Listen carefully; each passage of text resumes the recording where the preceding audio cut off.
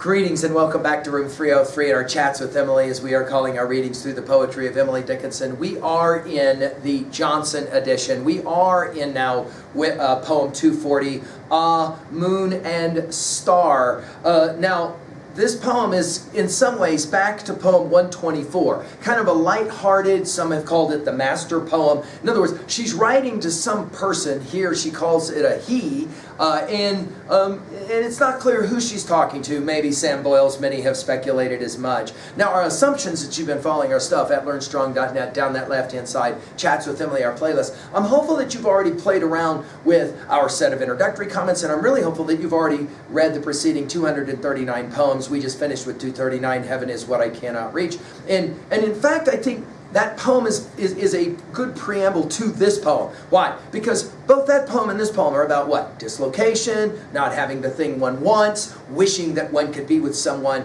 And all of us have had that experience of wishing that we could be with somebody who we cannot be with for whatever reason. And how do we speak of it? It will take, of course, the poetic genius of an Emily to play the game. Although a little poem like this, some have argued, is kind of like silly and sophomoric. But it, I think, sits within a larger group of poems where they're poems about longing. I'm not going to call it despair, but they are definitely poems about longing. I wish I could, whatever. She says it this way. Back to poem 34, by the way, with this ah. It's like a sigh, if you will. Ah, moon and star, you are very far. But were no one further than you, do you think I'd stop for a firmament or a cubit or so? I could borrow a bonnet of the lark, or a chamois silver boot, and a stirrup of an antelope, and be with you tonight. But, moon and star, though you're very far, there is one farther than you. He is more than a firmament from me, so I can never go. Now, I want to comment on this last line, and more particularly the word never. I think it is significant that she uses that word. Notice she doesn't say I cannot go. She says I can never go. There's a finality to this poem, which for me, all of a sudden makes this poem a little less than kind of childish, sophomoric being in love, puppy love, or whatever.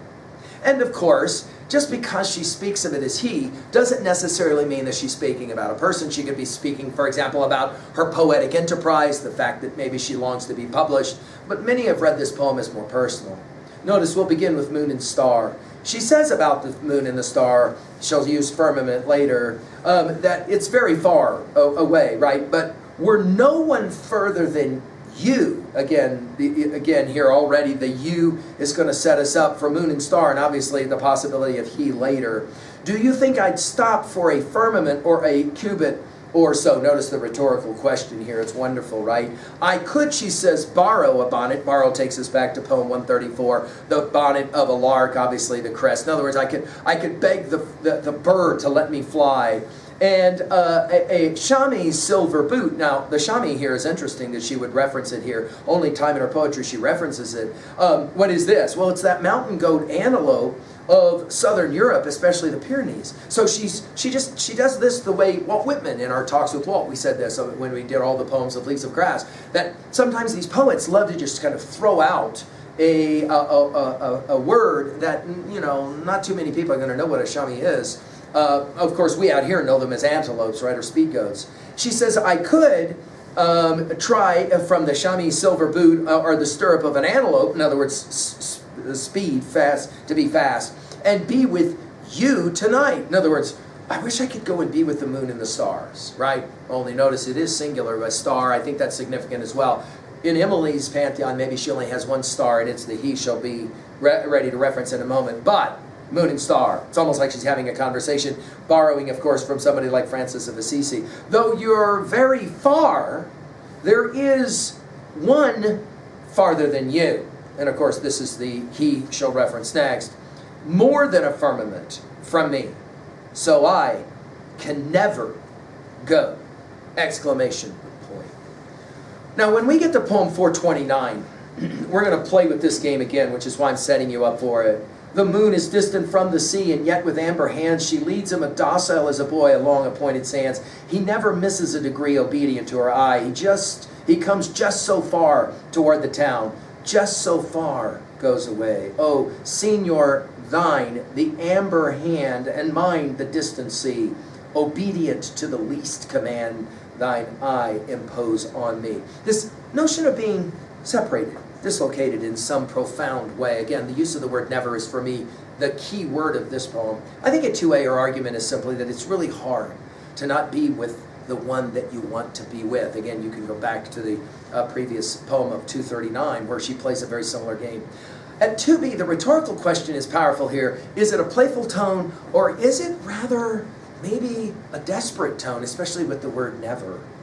At 3a, well, obviously we mentioned poems 239 and 429, but I want to throw out, and I want you guys to think about the influence of Dante here.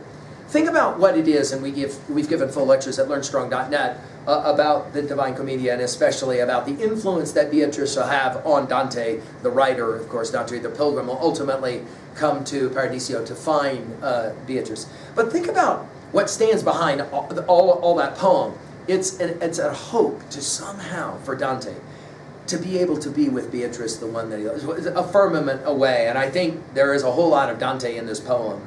Finally, at 3b, to own a poem like this, what was a time when you could not be with the one that you very much longed to be with, if you will, was a firmament away, and maybe you would never get to be with that person? Thank you.